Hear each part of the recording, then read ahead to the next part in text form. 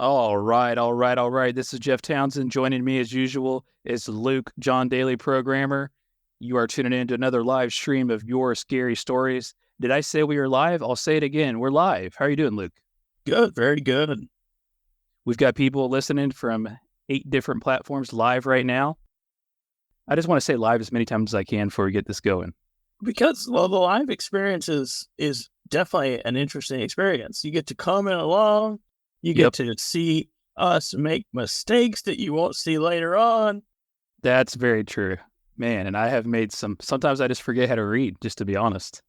Yeah, and sometimes I forget my mic is on and I'll just set my glass down real heavy. So I've been trying to edit. I've never even said anything to you. How did you know that? I've been trying to edit that out. Oh, I realize it immediately after I do it every time, but there's like never a point where I'm like, oh, sorry. I edit it out every time. I'm like, dang, he's sure noisy putting those drinks down. But I guess your drink's probably close to your mic, so that makes sense. Yeah, it's like maybe 8 inches away from the mic. I see a lot of people filing in. If you have not joined us before, the way this works is we share scary stories, either submitted to us or from a collection around the internet. Most of the time, as far as I'm concerned, as far as what the stories behind them, they're true scary stories. So yeah, and I'm excited, man. I've got 2, you've got 3. We'll go with the format of you going first, me, then we'll stagger it out through there. But nevertheless, I've heard you've got some stories that you're proud of tonight. You seem really confident and happy. Always. All right, dude. All right. So, yeah, we're going to get this kicked off. But if you have a story that you want to submit, something that's happened to you that you think that the world needs to hear, yourscarystories.com. It's in the upper hand corner. Are I pointing at it now? Yeah, you're pointing at it now. I'm pointing at it now? Okay. Yeah, yourscarystories.com. Submit your true scary stories there. Luke, you're going to kick things off tonight. Let me go ahead and start getting this music going. There we go. It just takes some time, man. It's weird how it does that. Yeah, I don't understand it. I think you're good, though, man. So, the name of this story is Ghost on the Fairway. Around 2008, we lived in a very old, small town which had a local golf course running through the town. Nothing fancy, mind you. I usually visit a friend living across one of the fairways from my house. Sometimes these visits could drag on until quite late because of just hanging out and stuff like normal high school kids get up to. On these late nights, upon returning home, I would normally cut across the fairway on the 4th hole of the golf course to get home faster, since it was quite late at night. These walks home at night were always the same, until one time it wasn't. I was at my friend's house, again, one Friday night. We were really having a good time, so I was there until pretty late. Once I decided to get going, I decided to take the shortcut across the fairway. Normally, not really aware of my surroundings. It was a pretty safe town. I noticed something in the corner of my eye to the left. I froze solid while in the middle of taking a step and slowly looked over that way. Less than 40 feet from me, there was a silhouette of a man just staring at me. The moment I saw this, I knew it wasn't normal. After a quick second, which felt like an eternity to me, I snapped out of it and just started running home as fast as I could.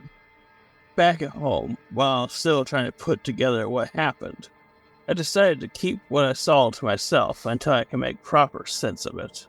Monday, we were back at school. I was sitting in class after it had ended. It was the 3rd or 4th period when the intercom went off and they announced one of my female classmates needs to report to the front desk. Out of curiosity, I asked one of my friends why this girl was being called to the office. He said, "Oh, it's for the funeral." I said, "What funeral?" He went on to say, her grandfather had a heart attack and died playing on the golf course the other day. My heart pounded. "You know where he died?" I asked. And he said, "He died on the 4th hole." I'm sure at this moment that I saw his ghost, but until now, I had never told another person. Well, so you get for trespassing, I guess, right? got a lot of comments in the chat about trespassing. That's why I said that. Yeah, I know. I thought that too when I was reading it. It's like you're trespassing on private property. The other part of me, I'm like, man, I wish I lived next to a golf course. Yeah, people that live next to a golf course, typically if you live next to it or on it, I guess you are allowed on it. But Yeah. I don't know after hours though. That might be an exception. After hours, he's definitely there, well past close. Nevertheless, this guy's taking a shortcut through the golf course to where did he say he was going? He was going home from a friend's house that lived across the fairway. Lived out there in the yonder. He was going to cut through and saw a ghost. So he just saw like a figure of a man standing like really still off in the distance. Yeah, and what he said, it almost seemed like it was looking at him. So, like, you can sometimes tell when a shadow is kind of facing a certain direction. That's the way I gathered from this. Is he saw like a shadow person or spectral image of something looking in his direction. Spectral image. I like that. That's scary though. What it was by far really dark, right? Yes, it was at late at night, very late at night, he said, because he said he stayed later than normal, and he said he normally stayed late. Well, I've never wandered across a golf course at night. Yeah, I can't imagine a more creepy scenario as wandering across a golf course at night. Especially if he's like Florida where there's like alligators. Well, even like the golf courses around here, I'm just like thinking, it's an unnatural setting, right? Because a golf course is a man-made lawn that is way too big, right? And we do things to it to make it a sporting event, but it's so huge. A golf course is massive, especially some of them. And so just thinking, like, I can imagine there's some amount of disruption to the natural law with a golf course. Yeah. If there is something to natural energies in the way they're supposed to flow, a golf course would disrupt that flow. In my opinion, like, I'm not druidic or anything. I don't really believe in any of these things myself. But if there's any amount of truth to them, it would make sense that if someone was to die on a golf course, that there would be a disruption to the flow of their energy out of the area. And so I could see this happening if there's something to that. And there could be. I'm not an expert. So yeah, this whole like setting, in general, a golf course is kind of a unnatural setting because it's so man-made. It's true. I actually didn't look at it that way. It's actually storming here pretty bad in my town. And as you're halfway through that story, this loud lightning thunder happened. It's pretty interesting. A guy around here the last couple of months had a heart attack on the golf course. Oh, really? It must be like a thing, you know? I did not know that. That's unfortunate. He didn't die. Well, he died, but they revived him. Oh, well, I'm glad he's alive. Because that would be very unfortunate. And poor timing on my part. Well, no, this is actually probably 6 months ago. But okay. Recently. I was thinking like this week. I'm like, oh, no. No. I think this is actually a common occurrence. Golf pisses me off when I golf, so I can see where somebody could get worked up. Well, that, and it's usually played by older people who, not exclusively, obviously, but like a lot of older people play it. And if you miss a golf ball when you take that swing, it hurts. And like I can feel that pain all through my body because I'm terrible. Me and you went golfing one time. I don't even remember that. How did it go? You don't remember that? I've gone golfing quite a bit. So was this a bad time? I think I shot 20 in the first hole. Oh, gosh. That's probably your first experience doing it. I mean, the pain when you go swinging hard is so bad when you twist and you miss and you don't hit anything. All your form's all wrong. Yeah. I need to hit up a driving range because my short game's not bad. My short game's okay. When it comes to driving, I miss way more. Speaking of driving, I think it would have helped this guy if he could have drove. I think he was thinking, he lives, across a fairway. It's probably like 200 yards, 300 yards at the most. It makes sense to just walk. Yeah, you could really break it down by yards when you're on a golf course, huh? Feet, yards, you should know then. You're going across, right? They're not that wide usually. You think you ever cut across the golf course again? Probably not. I wouldn't. Make you think twice, wouldn't it? Yeah, I would walk around the whole dang course. He said he never told this person about seeing their relative. Yeah, and he made it seem like he hadn't told anybody in a few years, judging by the way this was set up. Like, what would you say? Like, I saw your dead grandpa. Like, no one would believe you. I wouldn't say that to anyone anyway. Yeah. Because, like, that's an immensely upsetting thing to say to someone. So I can understand him, keeping quiet. So you're thinking he played it pretty cool. I would take that secret to my grave. Well, there you go. What is it? Pretty Little Liars? I think Benjamin Franklin said it in Pretty Little Liars. He said, two can keep a secret if one of them is dead. Just between him and that ghost.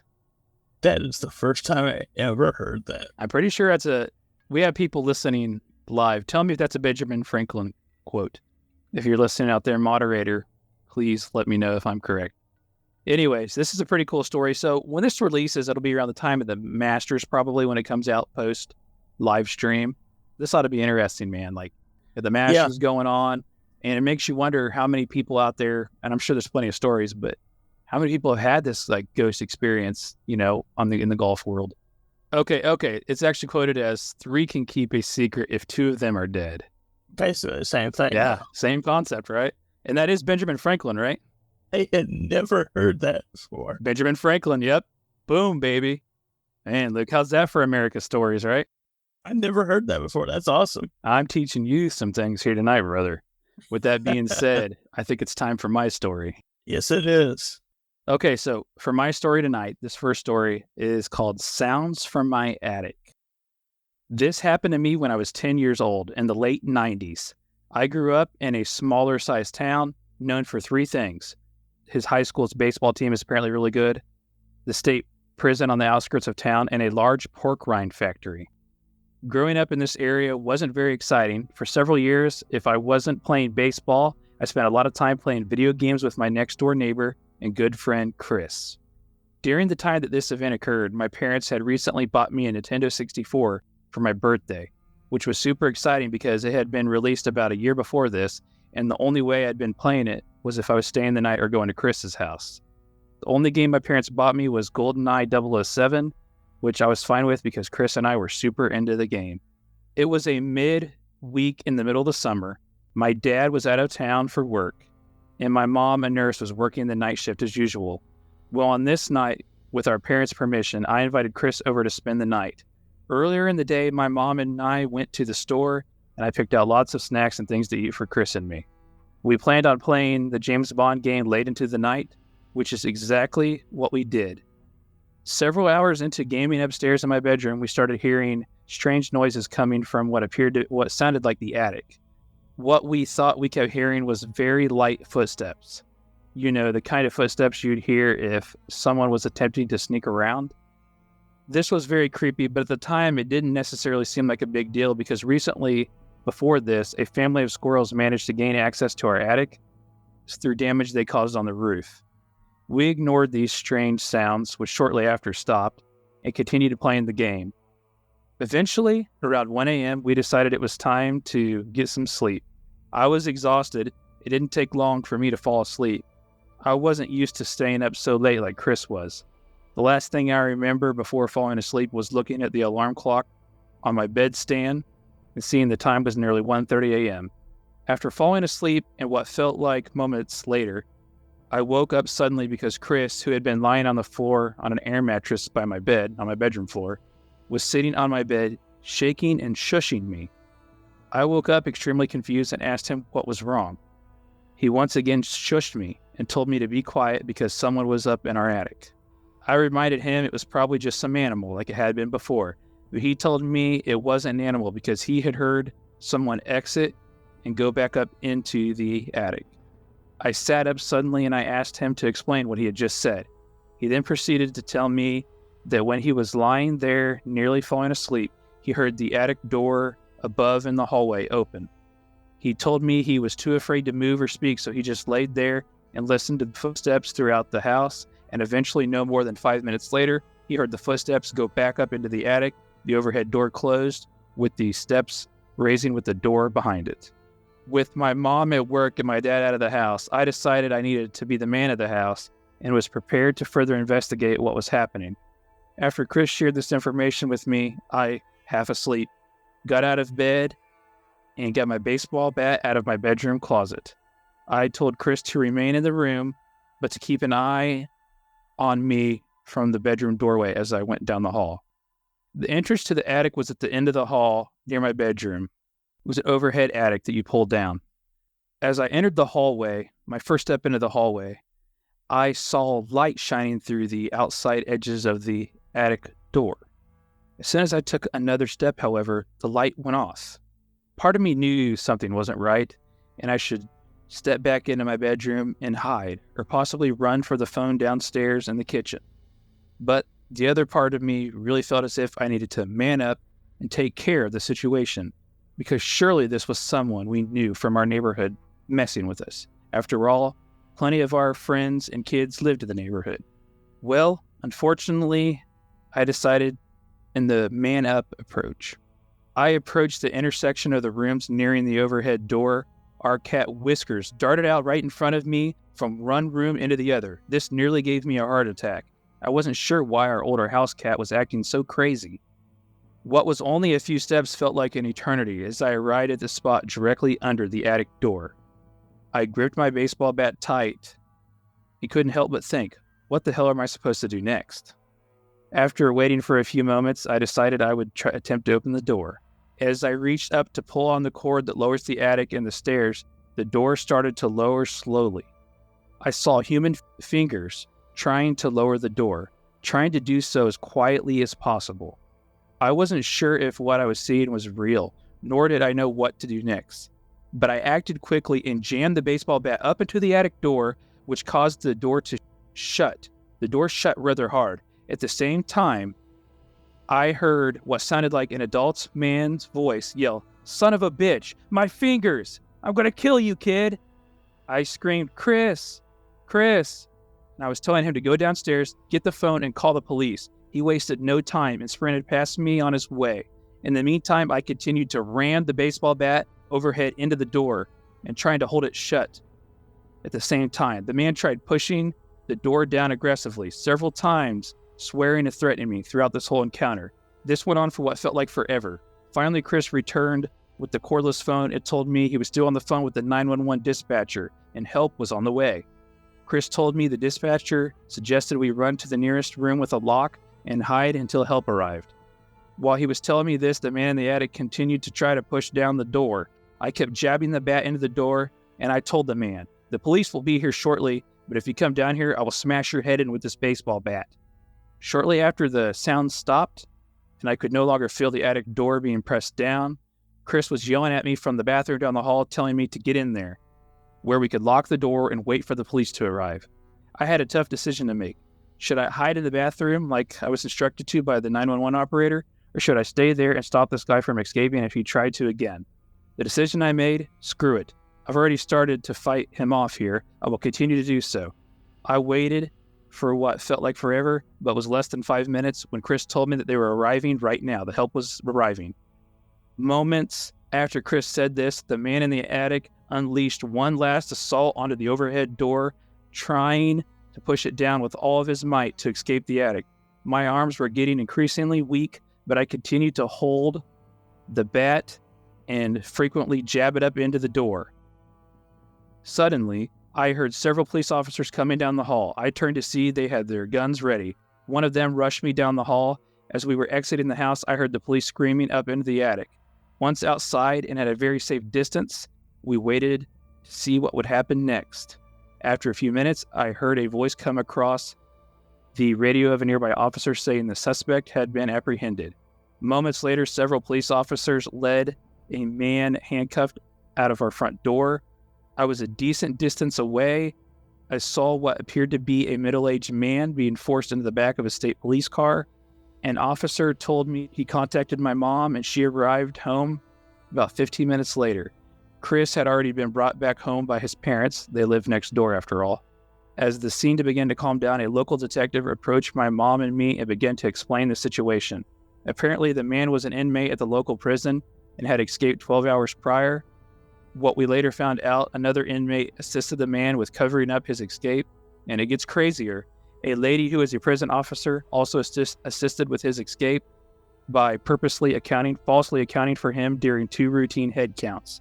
She had fallen in love with him, the inmate, while working and interacting with him at the prison. They planned to escape so they could run away together. She was sentenced to 5 years for her part in the crime. He was returned and later transferred to another prison with 10 additional years added on top of his 50-year sentence he had for murdering his ex-wife. Chris never stayed the night again. Within a few years, moved to a different town, and we never spoke again. I still, to this day, as a grown adult, I am afraid to be home alone. Crazy. That's way more intense than like. Got a lot of questions in the chat. Want to know what the guy's plan was? I don't know. So when I read follow-up comments to this, and I actually talked to the person that submitted this too, he said that the police thought that he was going to hide out there to make an escape at night, and most likely was going to try to steal a car or something in the neighborhood. Yeah. But I guess because the timing of it, he wanted to leave at night. I think he assumed probably that like they knew he'd escaped already. Right. So yeah, I don't know. Apparently he was going downstairs eating or something and went back into the attic. It was just like a stopover point he had and just was like hiding out there, not realizing that people may have hurt him or something like that. Where was this? It doesn't say where. It says a town known for baseball, the prison that's on the outskirts of town, and a pork rind factory. It's got to be Chicago, right? Somewhere. I don't know. Because I think they have pork rind factories. They're known for baseball. Well, this is also 30 years ago, it sounds like. And Joliet. It's got to be from Joliet. Joliet musical. Is that what you're saying? Well, I just saying it's a pretty famous prison on the outskirts there. Oh, it's a prison. I thought you thought Joliet Art or something. What the hell's the name of that school? Anyway, this is crazy, dude. That was terrifying. The whole time I was just like, the scariest situation that a person could be in alone. Or home alone. 10 years old. I want to say that they handled it pretty well. It's hard to push down on something like that. Like the person up there trying to push down on someone, pushing a piston-like thing back at them like that. He probably made the right decision to hold him there if he wanted to get him caught. At the same time, safety's reasons, it may have been a good idea to run to that bathroom and lock yourself in. Because if he could have got out, you never know what he would have done. He's a dangerous individual. Yeah, you know that anyone crazy enough to go and spend the night in your attic is dangerous enough to kill you. When I read this story, I thought this is the craziest. You can't make something like this up, man. Yeah, no, definitely not. And it kind of like there's a lot of stories we have that involve this similar thing. And it goes to show you that a lot of people think the same way, right? What would you do if you were a kid and you heard noise in the attic? You probably wouldn't. And if you knew there had been animals in the attic recently, would that be your biggest concern? Probably just think it's another freaking raccoon. Yeah. I've had that happen. Back when we did that one video, that one guy thought he maybe had a raccoon in his crawl space. Yeah. And I was just like, yeah, that doesn't sound like a raccoon. So if it sounded like that, then I'd be like, that raccoon was trying. A guy was trying to cut his way up to the floor or something. I don't remember. No one ever figured out what that guy was up to. That guy was crazy. But this guy was crazy too, right? Yeah. Anyone that breaks into a house and tries to hide in a crawl space or attic is crazy. There were a lot of follow-up questions to this guy, and he was pretty good about answering it. It was a pretty recent post, even though this happened forever ago. Obviously, he's an adult now. Right. But he said they think that when him and his mom went to the store to get groceries or snacks or whatever he said, that's when it all happened. It was that timeline. He had made an escape about an hour. So they think he went in there then. Then once they were there, he was stuck in there. So he's either waiting for the nighttime to make his escape, or he was just too afraid to move once he got into a house and they were there. There are so many ways that could have gone so much worse. And the fact that it played out that way is nothing short of a miracle. But yeah, I'm listening to it and thinking about it the whole time, just like, it's funny how unique we see ourselves. Like we all see ourselves as somewhat unique. Yeah. Every criminal seems to have the same idea. get into a spot where people don't look and then try and hide there, right? So they'll hide in these areas where people don't look, and then He ended up there for several days. They may have like manhunt for him may have expanded much. yeah, You know what I mean? they would have gone outside of the realm of the town and then in the county and or stuff like that. They'd be looking outside the state, and then he could slip out from there. And that's just the way that works. And yeah, it's a great theory, but it's interesting that like so many of these stories of people getting found out play out the same way. These people are hiding in these areas and stuff like that. I don't know. I thought that it's super creepy and weird that a lot of people play out the same way. Yeah, this was a terrifying story and a terrifying scenario. Great detailed story too. Yeah, Did a great job of connecting everything. Like he brought up the prison in the beginning. I don't know if you picked that up during it. He brought up the baseball. I mean, he brought up all sorts of stuff. Didn't bring up the pork rinds again. Maybe they had pork rinds afterwards. I don't know, but maybe. But also the consoles, Nintendo 64. He said he had gotten it for his birthday, I believe. yeah, yep. What's GoldenEye. funny is the first time I ever played Nintendo 64, we rented it for my birthday. Oh, was GoldenEye involved? No, it was Mario 64. But Everybody's played GoldenEye on that game, though. yeah, I played the hell out of it. But like when we first played it, we rented it and we rented Mario 64. And that was back when you had to pay like the console price as a down payment when you rented the console. You had to pay like a down payment of like $200 to rent it. And then you would get that money back if you brought it back and you just paid the rental fee, which is like $30 or $40. Weird, like, people today can't fathom renting video games. We went beyond that, rented consoles back then. This story is cool, and you know what else is cool about it? So nowadays, you'd like, I'll get on my cell phone and I'll call somebody. Well, there was only the phone was downstairs. Yeah, this was during Nintendo 64, so there was no cell phone. And there's no one, that's going to be immediately easy to get a hold. You can't even use the internet, really, to get a hold of anybody. You can get on the internet to look up websites of fandom sites that people put up. There's no emergency contact. You have to go to a landline and call from that. And that's like something that is just so different from today that it kind of makes you take pause. It also gives credence to the story, right? Because it wasn't like he was like, oh, he just called him up on his Nokia or something like that. There was no one had Nokias unless you're rich then.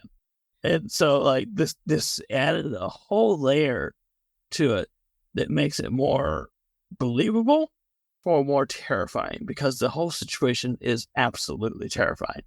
A lot of people are wanting to know what Chris thought of all this. How did you feel about the ending there where he didn't really talk to Chris again? Or he moved shortly after, however the phrasing was? That's a good question. The story I shared, the guy mentioned, I think, not talking to the people that were directly involved with the ghost, right? Sometimes you just don't talk to your friends about things that you see or encounter. And so, yeah, I could see that he would probably be like, yeah, I'm just never going to bring this up ever again. But also, like in general, you wouldn't want to bring up something that traumatic ever again. If someone's in your attic ever today, if someone was in my attic or in my crawl space from my house or below my house and they were caught by the police, I would like to leave that in my past. I would never want to bring that up ever again because it's the most terrifying thing I could think of. Yeah, he said he hadn't shared the story much until then. So what about the pull down attic thing? Could you, as I was reading the story, I could actually visualize everything happening. Yeah, because I watched a lot of Christmas Vacation as a kid.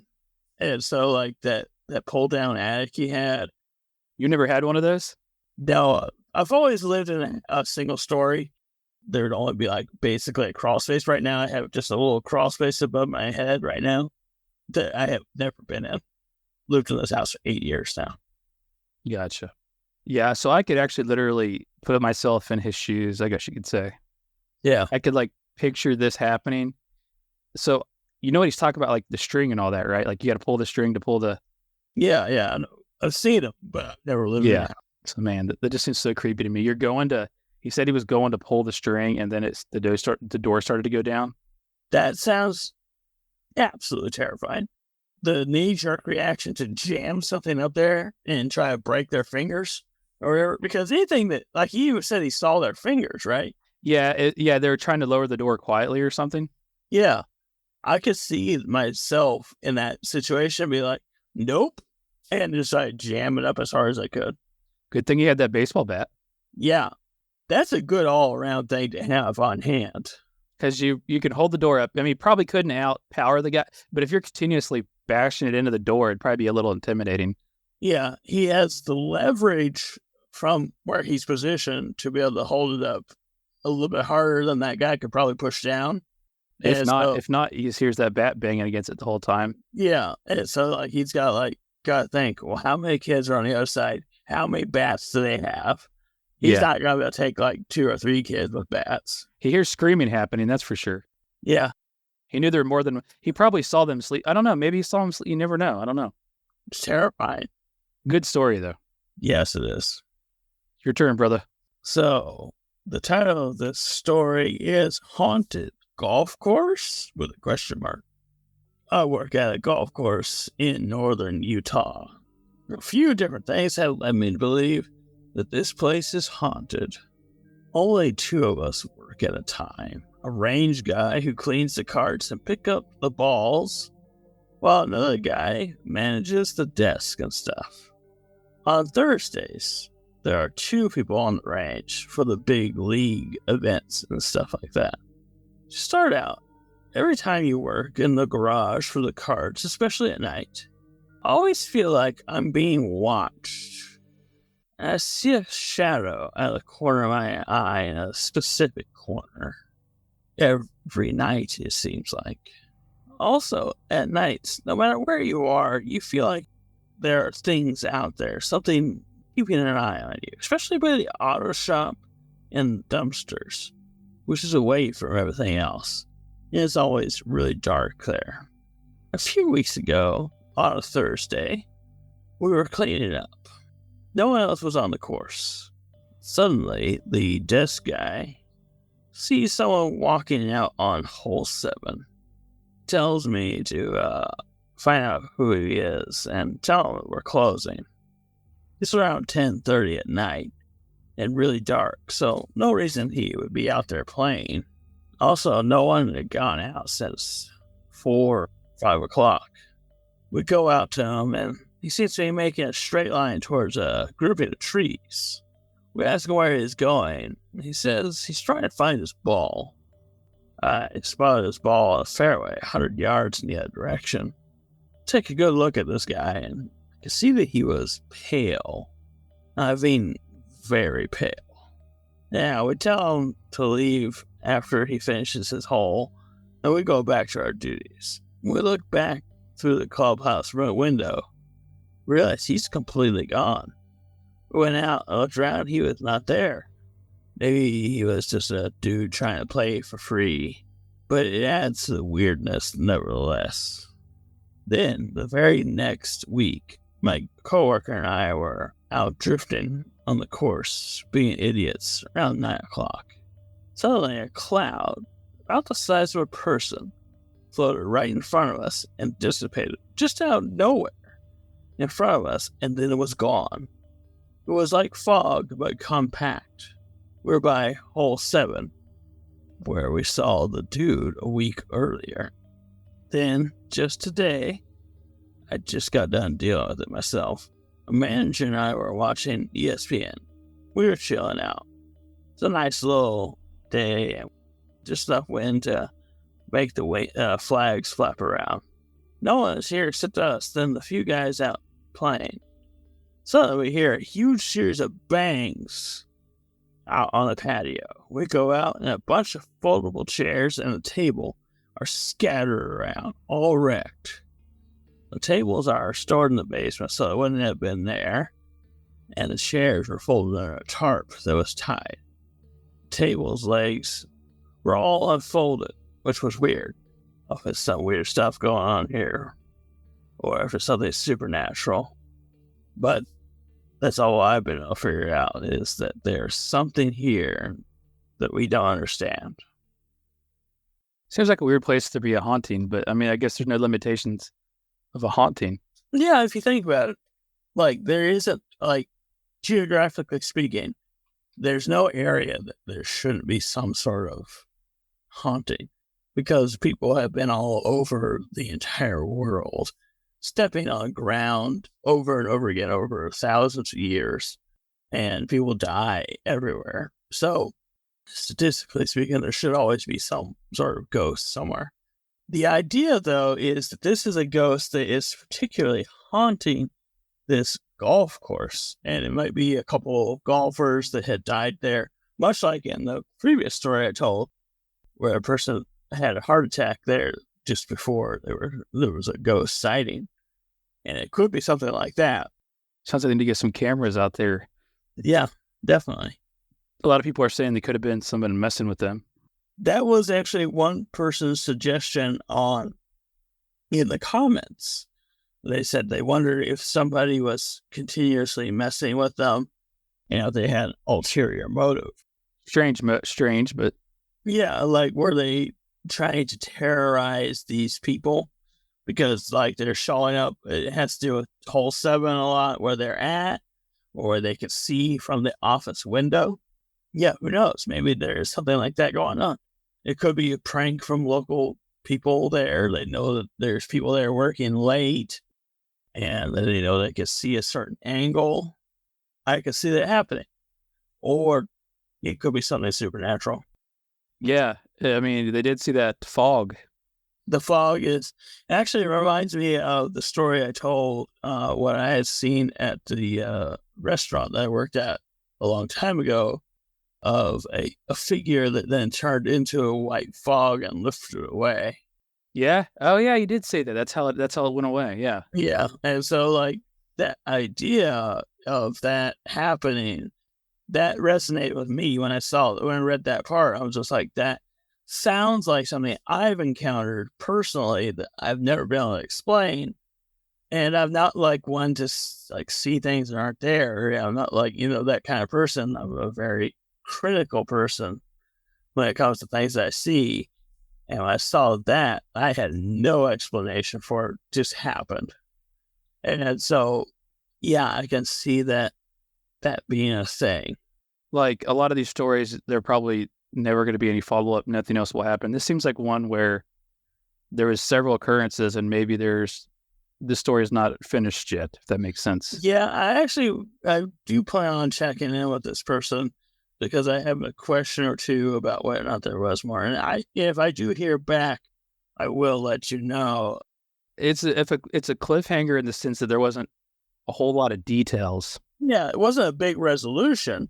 Well, man, is it my turn? Yep, it is. This one is called What Was in the Pie. In 2012, I, 20 years old and female, went with my boyfriend to a diner on a Wednesday night. The place advertised free Pie Wednesday when you spent an X amount of dollars. The restaurant was right by his apartment as well, literally less than a 5-minute drive. It was a rainy night that night, and the restaurant was in a southern college town, but not close enough to campus to get much of a late night crowd. Definitely not in the rain, at least. Both of us enjoyed quiet places, so this spontaneous decision to give it a try seemed worthwhile. This place was a normal, bland-looking chain restaurant shaped like a U. One end of the restaurant would be impossible to see what was happening on the other end of the store. It was around 10 p.m. Not all the restaurants are open past then, but diners like this often are. The Waffle House and Denny's near campus are pretty hot and busy this late in the night in the college area, and this place was empty except one bubbly female staff member. I've been in the food service before, so I asked the waitress what time they closed. I hate it when people come in right before closing time. Thankfully, she said they were open till midnight, which was lucky for us. Or was it? The waitress was a skinny, petite, maybe 30-year-old woman who sat us away from the front. She introduced herself as Sally, And right away, I got the distinct feeling she was lying about her name. It was the way she took a moment to smile after she said her name. It reminded me of my sister, who is a certified pathological liar. Always would slip up a little here and there while lying. I could tell something was off a little bit, but nothing alarming. Yet, my sister is completely harmless, so that was my thought. I noticed Sally wasn't wearing a name tag, though, just jeans and a polo shirt. She gave us menus and again said her name was Sally. And again, I began picking up on the body language cues, which I've learned from living with a habitual liar. At this point, I'm thinking Sally is full of crap, and it stands out in my memory as the first impression of her. My second impression was, Dan, this lady talks a lot. She was saying things like, I haven't seen you in here before. It seems like you're in college. When I was in college, I liked my roommates. I had great roommates. Do you like your roommates? Do you have roommates? She continued to do this and then said, Thursdays are the worst. There's nothing to do on Thursdays, right? Well, do you guys have plans for later? It was kind of annoying, but she seemed nice, but a bit fake. We figured she was just bored out of her mind and making an effort to get tips from being friendly. It became clear soon that we were the only guests there, and there weren't any other food servers for her to talk to. As far as I could see, it was just the three of us. We didn't want to be rude, so we just answered her obnoxious questions, thinking it was an attempt at weird small talk. After our main dinner, she takes our order for pie and then starts chatting about the weather. It's so dangerous to drive in the rain, blah, blah, blah, blah. It should blow over soon. I'd wait here if I were you. I started to get a bit creeped out.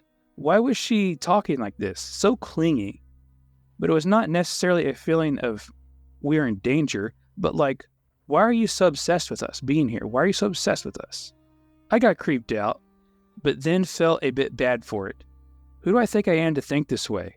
The lady probably just needs to bring home some good tip money or something. She brought out 2 slices of pie and gave us some space. The pie was gross. I don't know why I ate more in one bite, but it's probably because I've always been broke and never wanted to waste food. After a few cringy bites, I looked at the back of the diner, and the waitress was standing in the back door, staring at us with some man. A heavy-set man, pale skin, sweat-stained white t-shirt. He was a huge barrel of a man. His facial expression while looking at us was like he was watching cockroaches he was ready to step on. Suddenly, they were both staring at us. Realizing this made my blood run cold, and the hair on the back of my neck stood up. They caught me looking at them and went back into the kitchen extremely quickly. Finally, the alarm bells in my brain were ringing like a tornado siren. I whispered to my boyfriend we need to leave now and just sneak out to get the hell out of here. My boyfriend could tell I was extremely freaked out and threw down some cash with a big tip. We grabbed our jackets, left our half-nasty eaten pies, and bolted out of there. While driving home, we started to laugh about our overreaction. The man was probably just some cranky cook who wanted us to go home so he could chill, and the waitress was probably just bored and fishing for tips. She got well over a 50% tip because I was too chicken to wait for change. I felt rude for judging a book by its cover and running out on a nice lady like that. My mind went from ease to actual terror. I remember laughing in the car, and then I was waking up shivering, shaking in our dark apartment. My boyfriend was laying on top of the bed, fully dressed, and his shoes were still on. I had been slumped over half on the bed, half on the floor, and rain-soaked clothes. My jeans and boots were soaked. It was 12:30 a.m., and I couldn't even remember parking, unlocking the door, walking inside, or anything from the last 2 hours. I woke up my boyfriend in a panic. He remembered coming back, but not too clearly. He remembers going to the bathroom and suddenly becoming very disoriented and that everything was spinning. But he said he felt a strange feeling of calm before blacking out. We both had blacked out, which was something neither of us had experienced before. We knew we hadn't drank anything that day or intentionally taken any drugs. We were lucky that we lived so close, literally only a 5-minute drive away. If we had passed out like that on the road, who knows what would have happened to us? Or, scarier thought, what would happen if we would have stayed at that restaurant for 5 more minutes? This was almost 10 years ago, but I remember calling the non-emergency police line about it the next morning. The person I talked to on the phone sounded like they didn't believe me, and questioned if I was partying during this. I got the feeling she thought I was wasting their time. They asked me, well, what do you want us to do? I don't remember my exact response, but it wasn't very kind. Probably worse than the feeling of violation from that night was the attitude of annoyance and dismissal from the local authorities. Later, I looked up the restaurant online and saw that the hours were 7 a.m. to 8 p.m., which made things even creepier. It was a confirmation that something definitely wasn't right from the beginning. My feelings were right. What sober person passes out like that, slumped over on the edge of the bed in soaked clothes? Two sober people with no history of fainting just collapsing for no reason. I think we've all been told never to leave your drinks alone if you're at a bar or party, but it never occurred to me that some danger could come from a chatty waitress at a chain, well-known restaurant establishment. Your thoughts? That is a very scary, creepy story. I was thinking about it the whole time, just like, man, this is going to turn out badly if they don't get out of there. And yeah, obviously they got out of there. But just thinking, like, everything about it seemed off. The way the waitress is acting. I've dealt with waitresses that they are fishing for tips. They don't quite act like that. Remember the waitress at that place we used to go to? I won't give the name, but she was not fishing for tips, though. She was just a terrible waitress anyway. Yeah, I know exactly who you're thinking. I always messed up Jack's food, yeah. I know exactly what you're talking about because that's one of the people that I have in my mind all the time when I think about waitresses. But anyway, I was thinking about just like, this is a person that was trying to stretch out time. They were trying to make them wait longer. It's important to note, and people are saying it in the chat, they weren't even open. So they go out of their way to trick them to go in there. Yeah, that was a very strange thing. It's very strange, but I could see it being a real thing. Like, someone threw a curveball here, Luke. Maybe these two broke in and pretended to run the place. Well, that's exactly what I think happened. But I think it's a thing that probably happens more often than we like to admit. Because people disappear a lot. Yeah. In day-to-day life. People disappear. There's a lot of trafficking of humans. Stuff like this is a thing that could happen as a way of getting people. Like you take over a place that's been closed, but you come in thinking that it's open because there's someone in there. And especially for like a road restaurant, someplace that might be near. I don't know if they describe it as being near a highway, but this strikes me as like a Denny's / Waffle House kind of place. They said it was kind of like the way I took it was the real popular ones in the town were probably too busy. So they went to like a off the trail one. Yeah. They still refer to it as a chain restaurant, but maybe it was something lesser known, Yeah. But I'm thinking like a Stuckey's or something like that, a place that is known for like pie and breakfast foods and stuff like that. So it's like a place like that where you would go into it and you might not even pay attention to the hours on the door. If you see the lights on, you might just walk up. Raining out too. I mean, you could just... Yeah. Especially since they said they weren't going to the popular places. I mean, they live in this town. And so I'm thinking that they probably went out to like the hotel area where there's probably like a little restaurant there. Like maybe just a little bit from where they live. Because I live probably 5 minutes from the hotels in my town. There's some restaurants out there that close, and I could see that somebody would break in, and it's possibly some sort of abduction / trafficking kind of setup where people would be out there pretending the place is open, and you could drug people. I can see that happening. This seems like something that would happen. It probably does happen across the country. Because what we don't realize is we're a nation of, hundreds of millions of people. And so when things happen in a mass scale, things disappear. Things happen that you don't keep track of. And something like this wouldn't be kept track of. And I could see it happening for sure. And it's a very terrifying situation. It goes to show you, always check your hours on your building that you're going up to, obviously. But also it shows you to just be aware of what's going on. If you're someplace late at night by yourself, if no matter where you are, you need to be a little bit aware of your situation. And luckily they were, and they got out of there. Yeah, just taking a break from the seriousness. My first thought was, if heaven was a pie, it would be cherry, so cool and sweet, and everyone I loved is still alive. That pie was definitely not that. yeah, they said it tasted like artificial flavored or something. I don't know.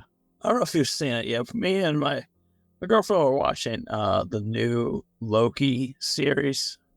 I haven't seen it yet. Season 2 of Loki. There's good pies on it.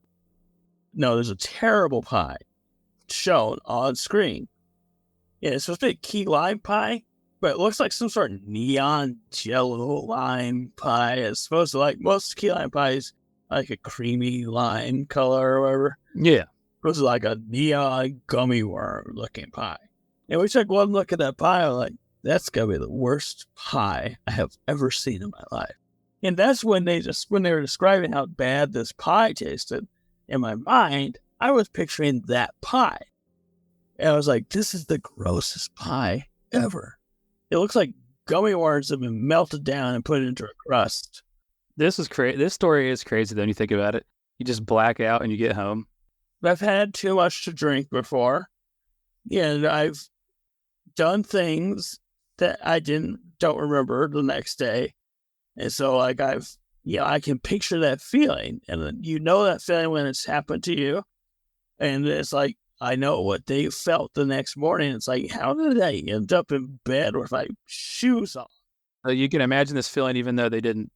Yeah, they didn't say they didn't know they had done anything. Yeah, and then drank. They said they didn't take anything that night, and so that feeling of waking up the next day would be an absolute horror if you hadn't done anything like that. This story is a pretty crazy one. Definitely makes you look out when you go to a restaurant. Is my waitress acting creepy? Is she acting weird? What about the chatty thing? So people are just chatty. Would that be alarming to you? Did you understand what she meant? Like, seemed like she was lying. Could you relate to that? Yes, I can relate to the fact that she looked like she was lying. There are times where people will say stuff. So in Blues Brothers, he says he's not lying, he's bullshitting. Yeah. There's a difference between lying and bullshitting. And so, like, I get that feeling. It's like, there's a difference when someone is deliberately misleading you with a story to put you off your senses or your game or anything like that. And then there's a difference between someone saying, like, oh, I caught a fish that was 50 pounds. Yeah. There's a difference. There's two different types of telling a fib here. You're going to jump back in and finish things off now. Are you ready? The best for last? You say the best for last? I saved an interesting for last. I can't say it's the best, but it's definitely interesting. This last story is also a golf story. It's a golf night. And here is the story. For all my life, I have been an avid golfer. Where I come from, it's always been an incredibly safe sport. However, this specific story was anything but safe. It was about 3 years ago. I was playing golf at a particular course that I always play at, but it was near twilight, beginning to get a little bit dark. I was on the 14th hole, getting close to finish, because it was around 7:30 and I was going to pack it in. It was absolutely dead at this point in the day. No other golfers or anything. I hit my shot and it hooked into the woods. Deep. Mind you, the forest leaves are very thick in this area. Can't see a single thing in these trees unless you actually go into the forest. Went to go look for my golf ball. It was on foot. I walked into the trees to find it. I got the feeling that someone else was in these woods with me, watching me. I shrugged off the feeling, thinking I was being crazy. As I was looking for my ball, I suddenly noticed it. It was sitting perfectly on top of a rock. This immediately was a big red flag, because the odds of a golf ball sitting perfectly on top of a rock after going bouncing off the ground was almost non-existent, unless someone put it there. As I noticed it, I also happened to notice there was 2 people behind a tree about 20 yards from the ball. I pretended not to notice them.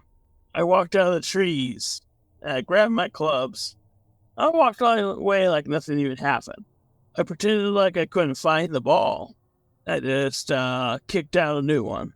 I finished the hole so nothing would seem suspicious to the people who were in hiding. After the hole, and when I was out of sight, I booked it for the clubhouse. Let the guy at the front desk, who I had known pretty well for a couple of years, know. He believed me, and he called the police. They went out to go investigate the area. They ended up finding 2 guys near the location I was at, and they arrested them. They also reported that my ball was sitting on the rock, as I had said. But they also noticed something else. They noticed something that I didn't see. There was a lot of leaves on the ground around that rock, and under those leaves was 4 bear traps surrounding it. The guys were trying to bait me into grabbing that ball, and I would have been caught by one of those bear traps. I don't know if they were planning on kidnapping me or why they would kidnap me. I'm not sure what ended up happening to them in general, but I never saw them again, and nothing crazy like that has ever happened to me ever in my life since then. Just tells you to always be aware of your surroundings. If something seems fishy, it's best to walk the other way and take the mark on your scorecard. My goodness. Wow. I know what he's talking about because I've done some golfing, and you're starting to get that time of the day where the sun's starting to go down and you feel like you're running out of time and you're running out of daylight and shanked one into the woods, a little forest area. That's terrifying. If it was on a rock like he described, just don't go for it because that cannot be natural. 1 in a million odds, yeah. Whether it's a person or a ghost or a monster, you don't want any part of that ball. You take the ball again, you lose the stroke, and you go again. You think a lot of people would go pick it up though? I imagine somebody would. I imagine some people have. And like I was saying, the last story, I can imagine that's how a lot of people disappear. This one's crazy because if you were to, the golf courses are big. Yeah. You were to, there were bear traps hidden around that ball. Yeah. He would have been immediately he would have been disabled from escaping. Yeah. This was the 14th hole, probably a good distance from the clubhouse. All alone out there, the days of most to run the golf course about to close. Yeah. That would have been so bad if he would have stepped in that bear trap. A bear trap, at the best of circumstances, is not something you want to step into. Yeah, that'd already be bad enough, let alone the 2 guys that were hiding in the distance waiting for you. He's very observant, though, to see that. Yeah, he noticed them, but he played it cool, which is probably the best thing he could have done. He was like, he didn't make it seem like he noticed them. He was just like, you say golf course or foot? He was on foot. So you couldn't have made an escape with a golf bag that well. And if you got on your golf course, you could have started hauling it. A golf cart, I mean, you could have started hauling it, I guess. But someone said such an extreme trap. 4 bear traps. I don't know if this guy was wealthy and this was the kidnapping. Do you think it was his ball or a ball? I would say it's probably his ball. And they just knew how to walk around it? Yeah, because I feel like this was like, they were probably waiting and watching from the woods from a few holes. And they were trying to figure out when to get this guy. They probably knew he had a good slice. And they probably knew eventually he would get it out there in those woods. It takes a little bit to set up bear traps, though. It does. It takes a minute, but... So it makes you wonder how long they're out there waiting. Like, were they doing this? He hit it from the tee, and it went into the woods. That means he's probably hit it probably about 100 yards. He's walking. At least 100 yards. And so I could see putting those traps out and just, or if you're keeping ahead of a person and walking in the woods ahead of them. That or they had been there and they were planning on luring him in there somehow else. I don't know. Either way, these people are crazy. You do not want to deal with them. So you talked about people disappearing. Are you going to rob the guy and get like a small amount of money? Like, what would you get from this besides being able to capture somebody? You know, I wonder if this guy is part of some sort of company that's worth a lot of money. He didn't say, who he was or anything. But, a golfer, generally speaking, there are generally more wealthier people who golf, right? Yeah. So, like, that, and obviously not everyone. But yeah, generally speaking, yeah. Yeah, people who golf just for fun are generally wealthier people. So it's possible this guy may be, depending on how, what he is, he may be some sort of, tech guy who maybe makes money and these people are planning on kidnapping him. Yeah, it could have been something else behind their agenda, yeah. Or, maybe this was something else. Maybe this was some sort of plot to kill him from somebody he knows. There's a whole list of reasons why these people were there. They were definitely targeting him, in my opinion, because they weren't out there for anybody else, because he said there was no one else on the court. And this is a very targeted attack, like to get somebody when they, hit a ball into the forest, to do something like that. Also, a crazy way to do it. Probably the craziest way I've ever heard of trying to capture somebody is with bear traps. They're not an animal, yeah. One of the craziest stories I ever heard. And when I heard it, I read it, I was like, this is perfect for my golf week. Just like, this is the perfect story to tell. The master's gone bad, yeah. I mean, golly. Master's gone bad. I mean, a few extra steps could have changed his life forever. Yeah, absolutely.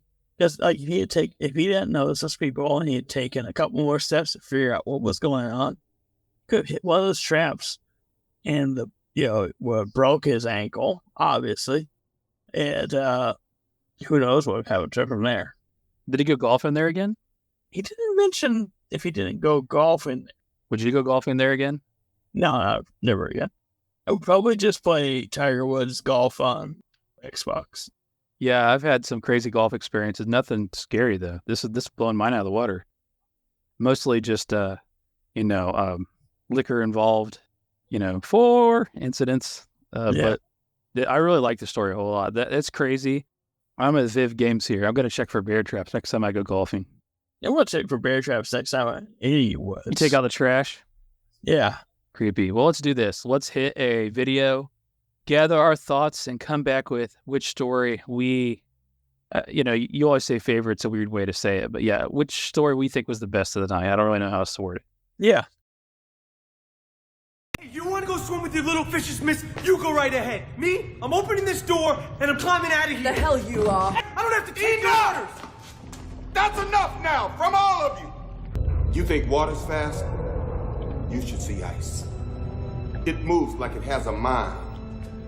Like it knows it killed the world once. It got a taste for murder. When the avalanche came, it took us a week to climb out. And somewhere, we lost hope. Now, I don't know exactly when we turned on each other. I just know that 7 of us survived the slide, and only 5 made it out. Now, we took an oath that I'm breaking now. Swore that we said was the snow killed the other 2. But it wasn't. Nature can be lethal, but it doesn't hold a candle to man. So we're not going to fight anymore. We're going to pull together and we're going to find a way to get out of here. First, we're going to seal off this movie.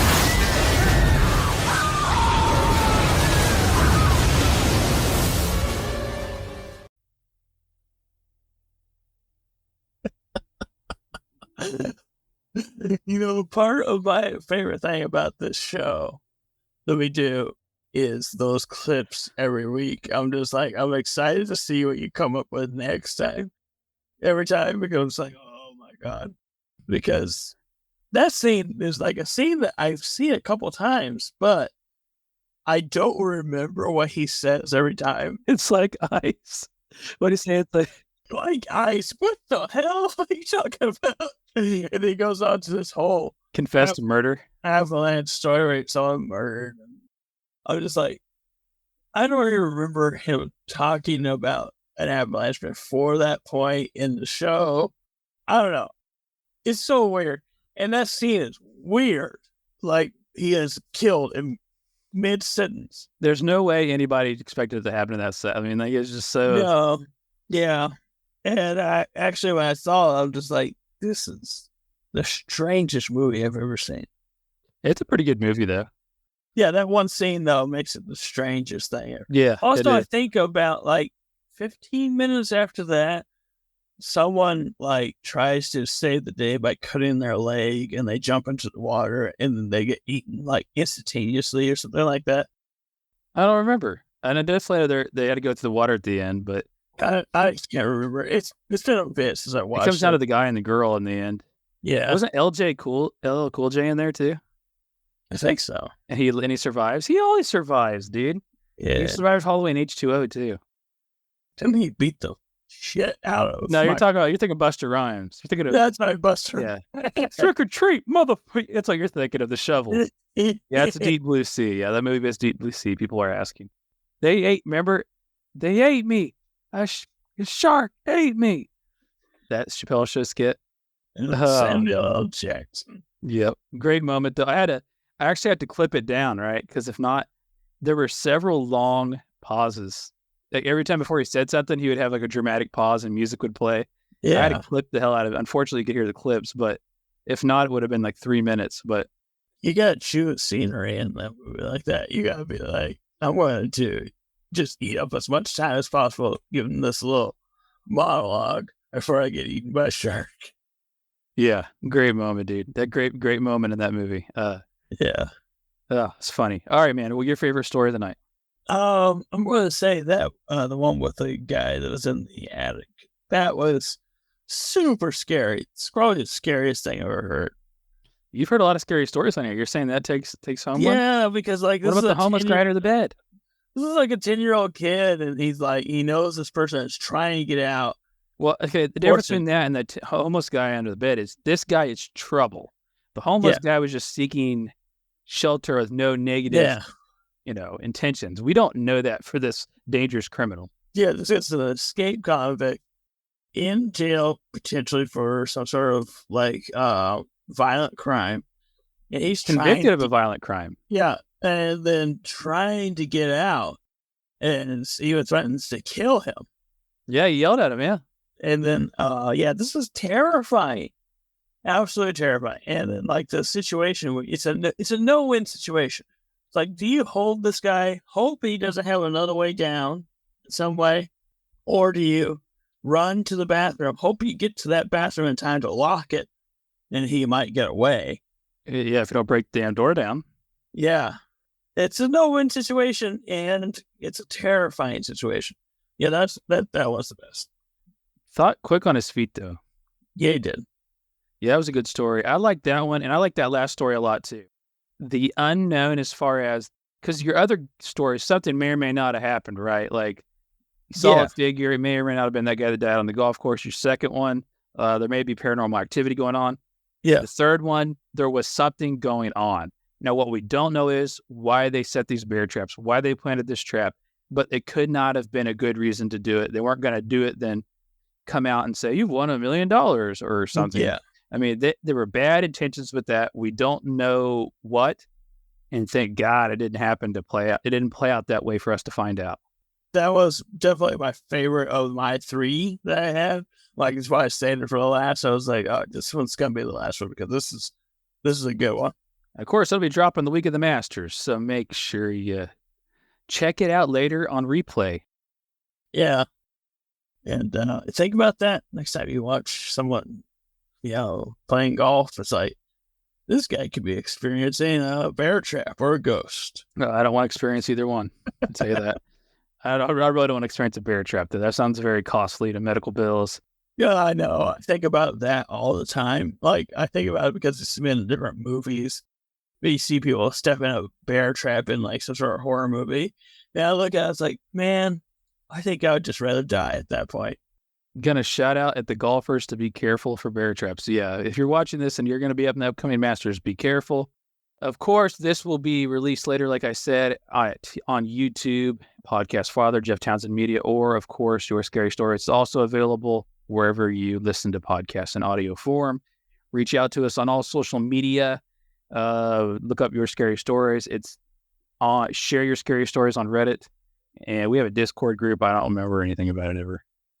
is Your Scary Stories Discord, and we have the Reddit, which is Share Your Scary Stories. Yeah.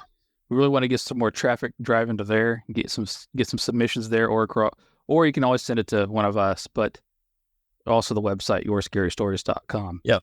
Another fun week, man. I really enjoyed the golf theme here, and I really enjoyed a few of the stories I was able to sneak in between. It was great. I always enjoy it. Yeah, it was good, man. Well, we'll be back next Monday at 10:30 to 10. I'm going to say 10:45 is probably a more accurate time. That's definitely more. We'll just keep saying 10:30 p.m.-ish. And for all of you listening out there across all the platforms, we appreciate your support as always. And if you haven't checked out the live stream, do it. 10:30 p.m.-ish on Mondays. Luke? In the ish shirt. Ish. I know. Yeah, well, I mean, Jack needs to design some shirts too. Yeah. For JeffT-shirts.com. Yeah. I'll wear that every episode. Yeah, we need to get some Your Scary Story t-shirts and merch up too. So, yeah, thank you all for listening. I know that we're getting great feedback here at the very end. We appreciate you as always. Luke, are you going to leave us with some... You need to come up with a catchphrase, man, but you always have something inspirational to say.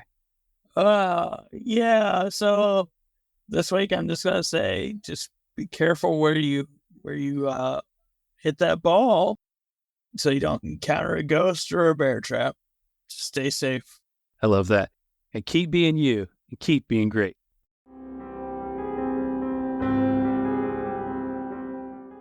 Jeff Townsend Media. CG, good night. And the question is, do I stay here? Will you be back? Are you gonna come back? Will you be back?